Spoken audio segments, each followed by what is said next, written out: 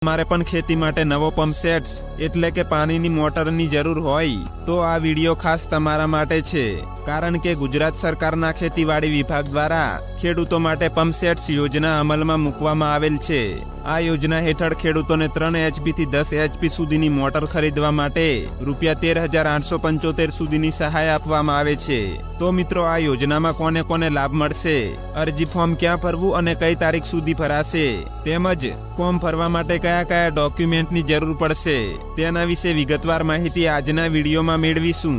તે પહેલા સમજીએ કે કઈ મોટર માટે કેટલી સહાય મળે છે।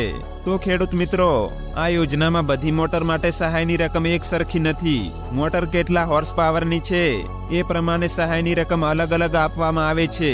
એટલે કે ઓછી એચપીની મોટર માટે સહાય થોડી ઓછી મળે છે અને વધુ એચપીની મોટર માટે સહાય થોડી વધારે મળે છે।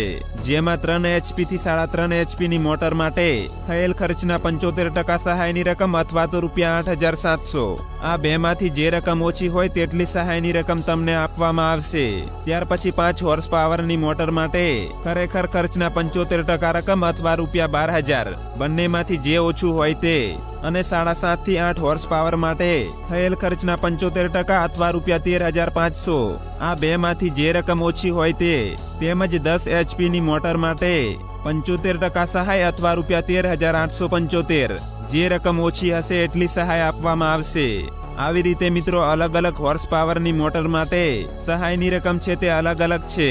અને મિત્રો, આ યોજનામાં SC category, ST, OBC, EWS અને જનરલ કેટેગરી આ તમામ વર્ગના ખેડૂતો સહાય મેળવી શકે છે। હવે ખેડૂત મિત્રો, આ યોજનામાં સહાય મેળવવા માટે તમારે આઈ ખેડૂત પોર્ટલ પર ઓનલાઈન અરજી ફોર્મ ભરવાનું રહેશે।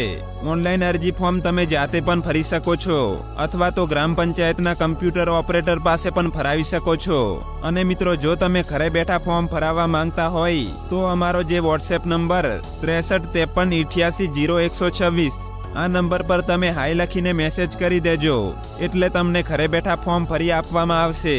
અને મિત્રો, ફોર્મ ભરવાની છેલ્લી તારીખ 11/2/2026 છે। જે તાલુકાનો લક્ષ્યાંક પૂરો થયો નથી તેમના માટે ફરીથી આઈ ખેડૂત પોર્ટલ ઓપન કરવામાં આવ્યું છે। ઓનલાઈન અરજી ફોર્મ ભરાઈ ગયા પછી તેની અરજી પ્રિન્ટ તમારે કાઢી લેવી અને જ્યારે તમારી અરજી મંજૂર થાય ત્યારે અરજી પ્રિન્ટમાં લાભાર્થીની સહી કરીને નિયત સમય મર્યાદામાં જરૂરી ડોક્યુમેન્ટ જોડી ખેતીવાડી વિભાગની કચેરીમાં જમા કરાવવાના રહેશે। જો નિયત સમયમાં દસ્તાવેજ જમા કરવામાં નહીં આવે તો તમારી અરજી નામંજૂર કરવામાં આવશે। હવે મિત્રો, કયા કયા ડોક્યુમેન્ટ જમા કરાવવાના છે તો કે 7, 12 અને 8ની નકલ, જેની અંદર તમારું ખાતું સંયુક્ત હોય તેવા સંજોગોમાં અન્ય ખેડૂતોનું સંમતિપત્રક પણ આપવાનું રહેશે। સંમતિપત્રકનો નમૂનો મેળવવો હોય તો અમારી ટેલિગ્રામ ચેનલમાં તમને મળી જશે। ત્યાર પછી અનુસૂચિત જાતિ અને અનુસૂચિત જનજાતિના ખેડૂતો માટે જાતિનો દાખલો તેમજ આધાર કાર્ડની નકલ। ત્યાર પછી તમે જે મોટરની ખરીદી કરો છો તેનો ફોટો અને તેની સાથે લાભાર્થીનો ફોટો પણ પાડવાનો રહેશે, તેમજ મોટરની ખરીદીનું GST વાળું ઓરિજિનલ બિલ, જેમાં સિરિયલ નંબર અને IMEI નંબર પણ હોવો જોઈએ, અને છેલ્લે બેંક પાસબુકના પ્રથમ પાનાની નકલ। તો મિત્રો, આટલા ડોક્યુમેન્ટ તમારે અરજી પ્રિન્ટ સાથે જોડીને ખેતીવાડી વિભાગની કચેરીમાં આપવાના રહેશે। અને મિત્રો, જો તમારે આ યોજના વિશે વધુ જાણકારી મેળવવી હોય તો તમારી ગ્રામ પંચાયતના ગ્રામ સેવક, વિસ્તરણ અધિકારી અથવા તો જિલ્લા અધિકારી શ્રીનો સંપર્ક કરી શકો છો। તેમજ મિત્રો, જો તમને કોઈ મૂંઝવણ હોય તો કમેન્ટ બોક્સમાં જણાવી શકો છો। અને જો વિડીયો ઉપયોગી લાગ્યો હોય તો વિડીયોને લાઈક કરજો અને તમારા ખેડૂત મિત્રો સાથે શેર કરજો, જેથી એમને પણ આ યોજનાનો લાભ મળી શકે। તો મિત્રો, ફરી મળીશું એક નવા વિડીયોમાં।